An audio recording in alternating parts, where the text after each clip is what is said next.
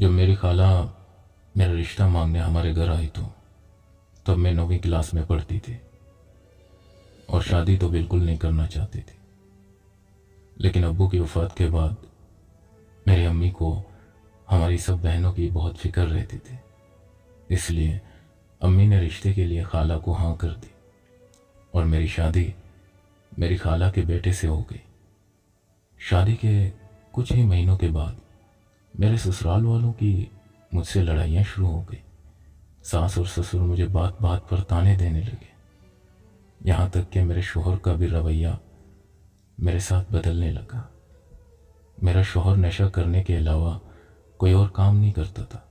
شام کو جب وہ نشہ کر کے گھر آتا تھا مجھے خوب گالیاں دیتا تھا، یہاں تک کہ وہ مجھے مارنے اور پیٹنے لگا، لیکن میں سب برداشت کر جاتی تھی کیونکہ ہماری پرورش ہی ایسے خاندان میں ہوئی ہے جہاں ایک عورت کو یہ سب برداشت کرنا پڑتا ہے۔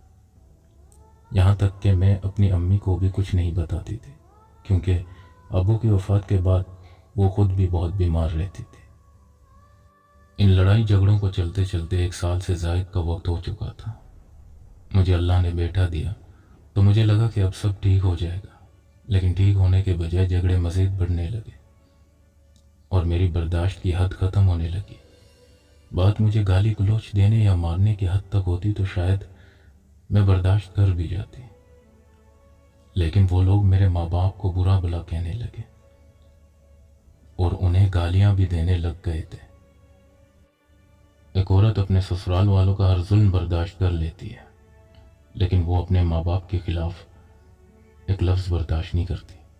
ایک رات میری لڑائی چل رہی تھی، میرے سسرال والوں نے میرے ماں باپ کو بہت گالیاں دی، مجھ سے برداشت نہ ہوا تو میں نے بھی آگے اچھی خاصی سنا دی، جس کی وجہ سے میرے شوہر اور سسر نے مجھے چھت سے دھکا دے دیا۔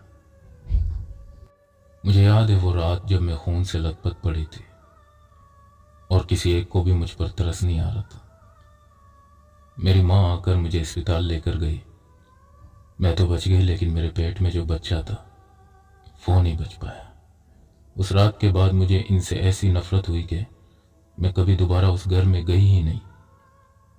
میرا شوہر مجھے طلاق نہیں دے رہا تھا تو میں نے عدالت میں کیس کر کے اس سے خلا لے لی۔ خلا کے بعد اسے احساس ہوا کہ اس نے میرے ساتھ کتنا غلط کیا۔ اب وہ بہت پچھتاتا ہے اور مجھ سے معافی کا طلبگار بھی ہے۔ میری تو جو زندگی برباد ہونی تھی وہ تو ہو گئی، اس کے لیے شاید میں اسے معاف کر بھی دیتی، لیکن وہ اور اس کے گھر والے میرے بچے کے قاتل ہیں۔ اس قتل کے لیے میں انہیں کبھی معاف نہیں کروں گی۔